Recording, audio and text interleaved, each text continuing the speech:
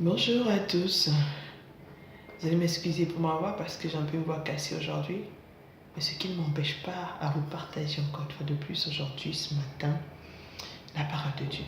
On va continuer avec la communion fraternelle.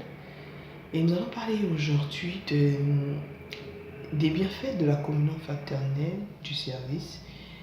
Des bienfaits lorsque nous le faisons selon la volonté de Dieu.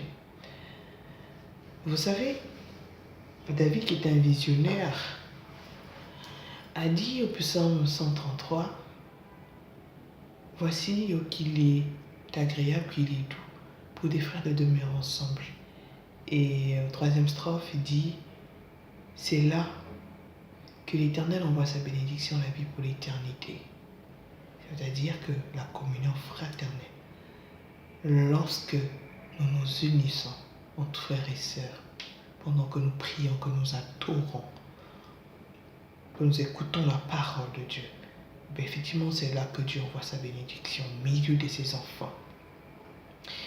Et Dieu ajoute une précision importante, cruciale, dans Matthieu 18 plutôt, le verset 20, où il dit que là où 2 ou 3 sont réunis, en mon nom, je suis au milieu d'eux.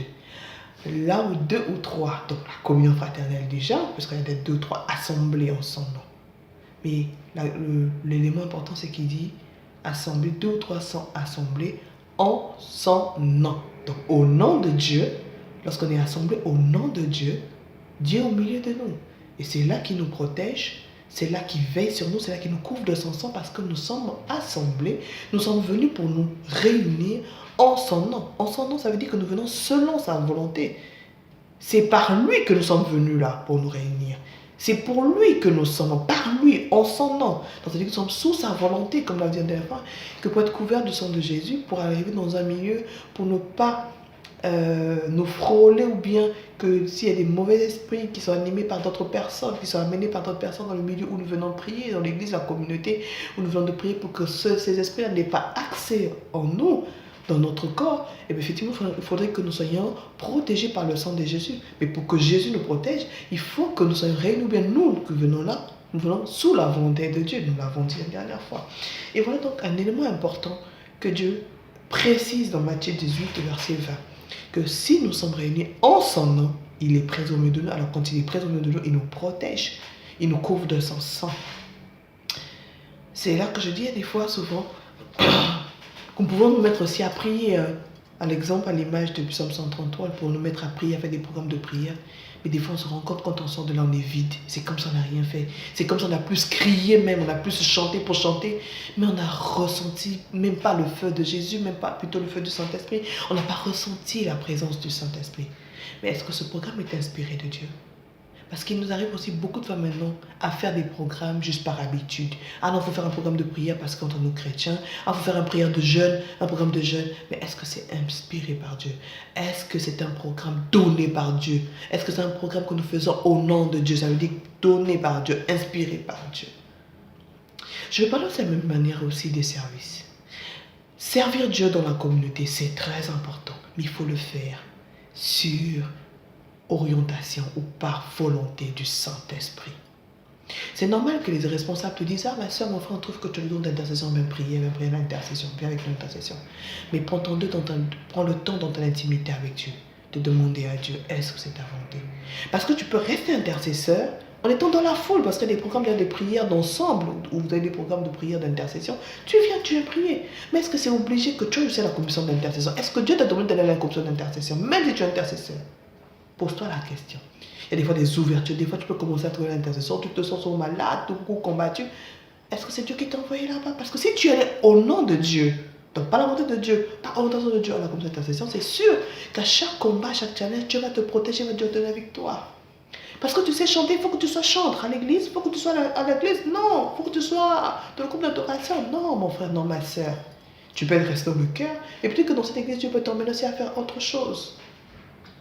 C'est important de faire les choses en demandant la volonté de Dieu, de le faire au nom de Dieu, pas au nom du responsable, pas au nom des fidèles de l'église, pas au nom de telle personne, non, parce que telle personne m'a dit non.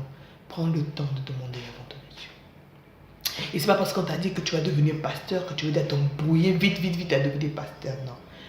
Demande entendre de Dieu, la volonté de Dieu. Est-ce que c'est le moment? Est-ce que c'est le lieu? Ou sinon tu m'envoies. Je vais rapidement, en quelques secondes, vous parler du cas exemple d'Abraham. Parce qu'effectivement, beaucoup de gens qui viennent dans les églises par intérêt. Chacun de nous vient dans l'église par un intérêt. Peut-être pour le mariage, pour avoir des enfants, pour la prière, pour la maladie, pour le boulot. Ok, nous venons à l'église pour un intérêt. Mais à un moment, quand tu viens dans l'église d'intérêt, n'oublie pas d'accomplir la volonté de Dieu. C'est ce qui va te protéger. C'est ce qui va te permettre d'atteindre le but pour lequel tu es venu dans l'église, dans la communauté. Abraham va en Égypte parce qu'à un moment il a faim. Et quand il arrive en Égypte, il présente sa femme comme étant sa sœur. Un petit mensonge, mais qui se justifie. Lisez Genèse 20, vous allez mieux comprendre parce qu'à un moment il se justifie. Le fait qu'il est parti en Égypte parce qu'il avait faim pour se nourrir, il présente sa femme comme étant sa sœur. Le roi récupère donc Sarah pour faire une épouse. Le soir, Dieu lui dit, toi tu as osé prendre la femme d'une autre, je vais te tuer si tu ne remets pas cette femme, Sarah, donc à Abraham. Et aussi le fait qu'il avait pris Sarah comme épouse, Dieu avait frappé de stérilité ses femmes et ses servantes. Il a fallu donc après le roi chercher à voir Abraham. Il dit, mais pourquoi tu m'as menti? Voilà ce que Dieu m'a dit. Pourquoi tu es venu ici? Là, Abraham avoue effectivement, j'étais venu parce que j'avais faim, je voulais manger. Et le roi lui remit tout, lui donnait des brebis, de la richesse, de la nourriture, de quoi il lui permet de repartir.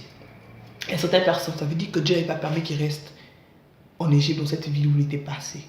C'était juste un passage pour qu'il vive sa destinée qu'il devait avoir du Père de la foi. Tu peux arriver dans une église, dans une communauté, Dieu t'emmène juste pour que tu y passes, pour que tu fasses quelque chose. Mais là, vous voyez comment Dieu a su protéger Abraham? Parce que par Abraham aussi, Dieu l'a utilisé, il a prié pour le roi et ses femmes sont devenues fécondes.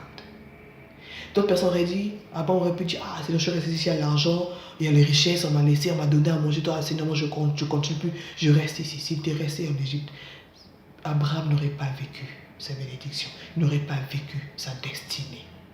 Je reprends notre exemple de Moïse. Moïse, né ailleurs, il vient grandir dans la maison du roi Pharaon en Égypte. Mais Dieu le permet, pourquoi? Parce que Dieu a permis que Moïse ait la connaissance sur la loi, les règlements. Donc en étant dans la maison de Pharaon, il a connu c'est quoi les règlements, les lois. C'est ce qui a permis effectivement d'avoir les 10 commandements, de savoir guider le peuple d'Israël. En restant dans la maison royale de Pharaon, il avait des serviteurs. Il était celui-là qui apprenait les lois et tout, mais il n'était pas guide. Et c'est pas là que Dieu avait prévu pour lui la destinée de devenir guide. C'est en quittant Pharaon, en allant dans le désert, en revenant au milieu du peuple d'Israël, c'est là que Dieu avait sa destinée de guide. Donc si Moïse était resté auprès de Pharaon, sa destinée de guide ne serait pas faite. Mais il a attendu, écouté la volonté de Dieu. Il a suivi la volonté de Dieu. Alors, prenez le temps de demander la volonté de Dieu. Est-ce que ce qu'on te demande à l'église, dans ce sens-là? Si tu fais son volonté de Dieu, demande que tu deviennes intercesseur, tu deviennes chant, tu deviennes protocole, tout ça. Oui, tu auras les bénédictions qui vont découler de ce service-là parce que tu le feras selon de Dieu, parce que c'est Dieu qui va te bénir. Alléluia. Faisons aussi des programmes de prière, d'adoration, des moments de séminaire selon la volonté de Dieu, selon l'orientation de Dieu. Mais pas par habitude ni par expérience, ok? C'est juste un partage. À la prochaine. Maintenant, vous allez vous poser une question, mais comment Joseph dans ce cas faire pour entendre Dieu, pour écouter Dieu, pour savoir quelle est sa volonté? Parce que des fois, je prie, mais je ne sais pas comment l'écouter, comment l'entendre. Nous en parlera très très prochainement sur comment entendre Dieu. À la prochaine.